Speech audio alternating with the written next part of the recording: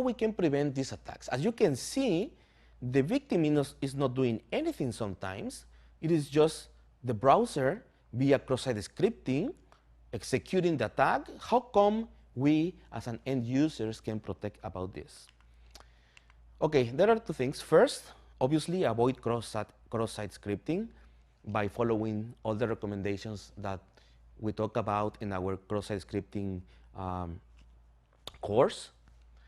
Because if we don't avoid it, the attacker can always do this on behalf of our browser without our knowledge. That's the first thing.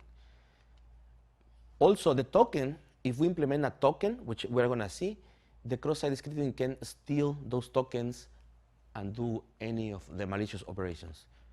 But when we talk about the tokens is this. We recommend a synchronizer token pattern. What that means? We generate, as developers, random tokens generated per user's session. So we connect to Netflix, we send back a token to that specific user, and that token is going to be included in every single request sent by that specific user. So we connect to Netflix, we get a token, and every time we want to do a transaction in that session, we need to send back the token all the time. As you can see, that token is generated just at that specific moment for that specific user in all the different links. That helps us to validate the request being made by that specific user. Should not be guessable by the attacker, of course, because then they can predict and send the same tokens. Should be expired and only valid for that current session. So this is an example of a token.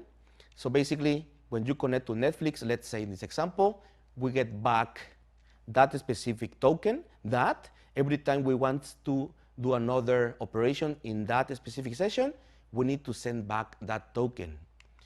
What that means, let's see the example now with the token implemented. When this person connect, let's say to PayPal in this case, they connect, PayPal send back a token to this user. So the next time the user wants to interact with PayPal, they send, as you can see there, the token. Okay? So PayPal replies with the same token, the session. But what happens is suddenly the attacker tries to do the cross-site request forgery attack. The attacker is going to be able to send the session if they want, but they don't know the token. As you remember, that token was downloaded for that specific browser in all the links. But the attacker is in a different machine. They don't know about that specific token because they were not authenticated. So when they send the request to make a payment, they get a payment denied because there is no token found. That's the reason that a token must be implemented with all the features that we just discussed in order to prevent this kind of attack and validate that the user is not doing that specific operation. Here are some references for cross-site request forgery for you guys to follow. And finally, we have the summary. See, a cross-site request forgery doesn't need cross-site scripting to be successful. Keep in mind that we can force the end user to click on a link, load an image, and game over. We don't need any other vulnerability to exploit it. Then the victim normally is not aware of this, as you know.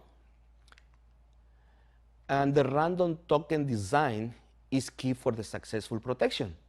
If we generate a token unique, expired at a certain period of time for that specific session, not guessable, we're going to be able to protect our applications.